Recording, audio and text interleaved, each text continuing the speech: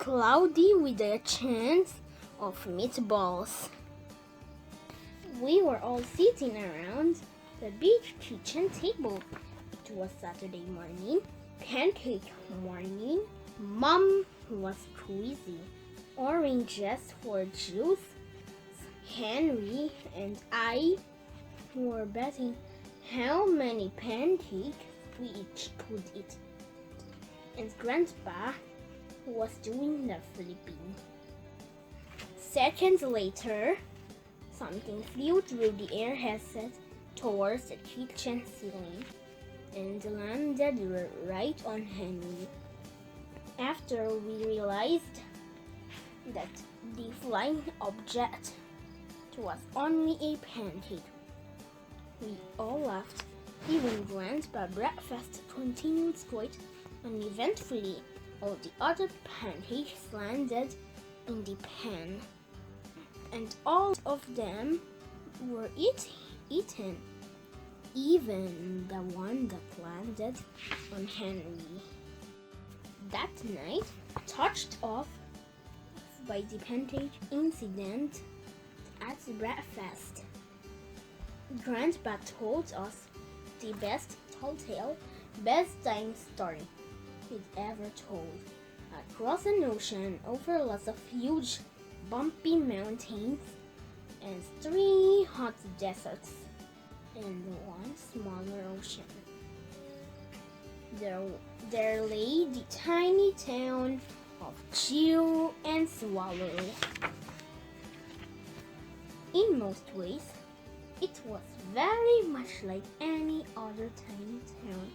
It had a main street lined with stores, houses with trees and gardens around them, a schoolhouse about 300 people, and some assorted cats and dogs. But there were no food stores in the town of Chewandswallow. They didn't need any. These guys supplied all the food they could possibly want. The only thing that was really different about Chewandswallow was its weather. It came 3 times a day, at breakfast, lunch, and dinner. Everything that everyone ate came from the sky. Whatever the water served, that was what they ate. But it never rained rain. It never snowed snow. And it never blew just wind. It rained things like soup and juice. It snowed mashed potatoes and string peas. And sometimes the wind blew in storms of hamburgers. The people could watch the weather report in the morning, and they would even hear a prediction for the next day's food.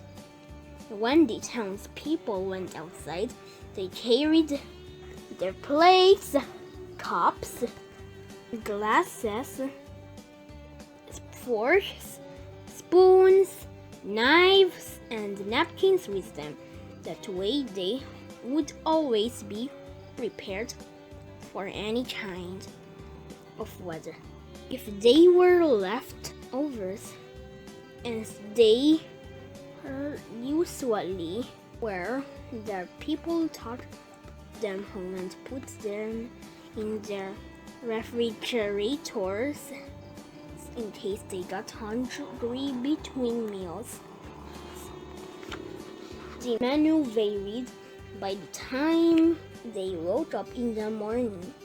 After a brief shower of orange juice, loud clouds of sunny side up eggs moved in, followed by pieces of toast, butter and jelly sprinkled down for the toast, and most of the time it rained milk afterwards. For lunch, one day, Frankfurters already in their rolls, blew in from the northwest at about 5 miles an hour. They were mustard clouds nearby.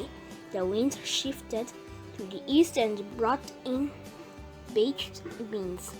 A drizzle of soda finished off the meal.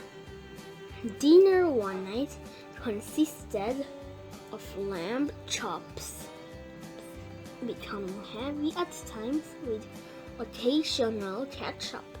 Periods of peas and baked potatoes were followed by gradual clearing with a wonderfully shallow setting in the west.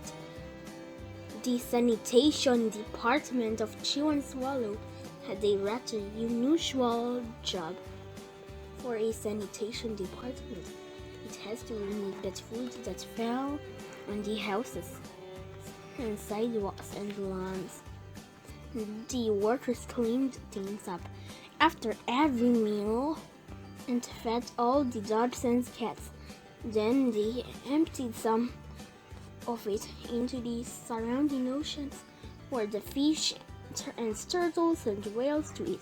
The rest of the food was put back into the earth so that the soil would be richer for the people's flower gardens.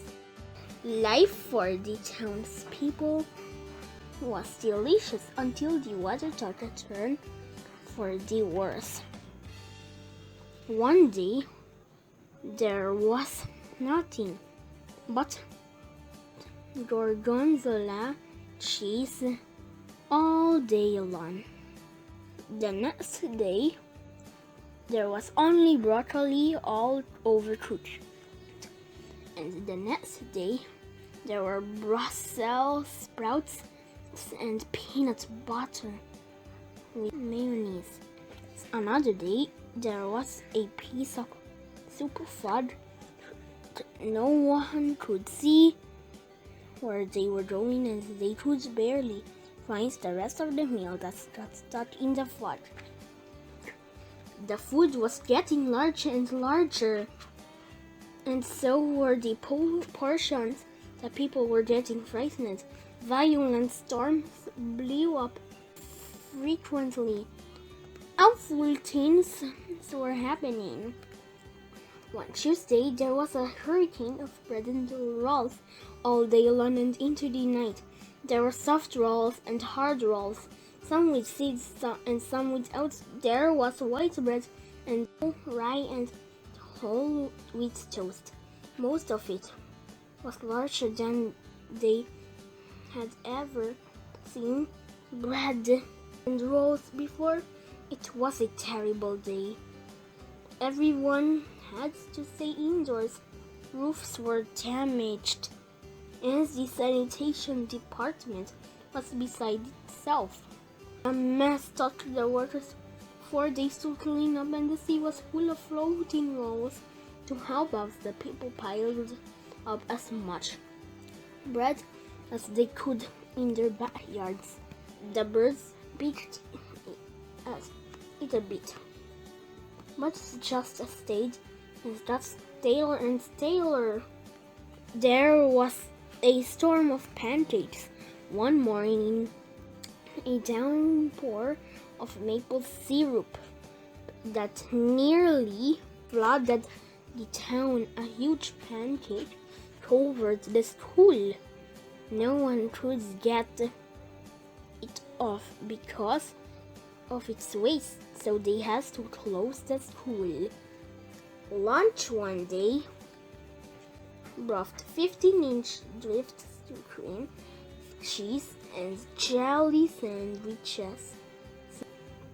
Everyone ate themselves sick as the day ended with a stomach ache. There was an awful salt and pepper wind, accompanied by an even worse tomato tornado. People were sneezing themselves silly and running to avoid the tomatoes. The town was a mess. There were seeds and pulp everywhere. The sanitation department gave up. The job was too big. Everyone feared for their lives. They couldn't go outside most of the time. Many houses had been badly damaged by giant meatballs. Stores were boarded up and there was no school for the children. So a decision was made to abandon the town of Chewandswallow. It was a matter of survival. The people glued together the giant pieces of stale bread, sandwich style, with peanut butter, taught the absolute necessities with them, and set sail on the rafts for a new land. After being afloat for a week, they finally reached a small coastal town, which welcomed them. The bread had held up surprisingly well enough for them to build temporary house for themselves out of it. The children began school again, and the adults are tired to find places for themselves in the new land. The biggest change they had to make was getting used to buying food. At a supermarket, they found the odd that the food was kept on shelves, packaged in boxes, cans, and bottles. Meat that has to be cooked was kept in large refrigerators. Nothing came down from the sky except rain and snow. The clouds above their heads were not made of fried eggs. No one ever got hit by a hamburger again, and nobody dared to go back to Chewandswallow to find out what had happened to it. They were too afraid. Henry and I were awake until the very end of Grandpa's story. I remember his good night kiss. The next morning, we woke up to see snow falling outside our window.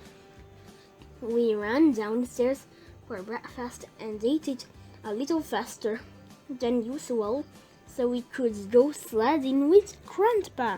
It's funny, but even as we were sliding down the hill, we saw a giant bat of butter at the top, and we could almost smell the mashed potatoes. The end. Thank you for watching. Please click the subscribe button for more stories.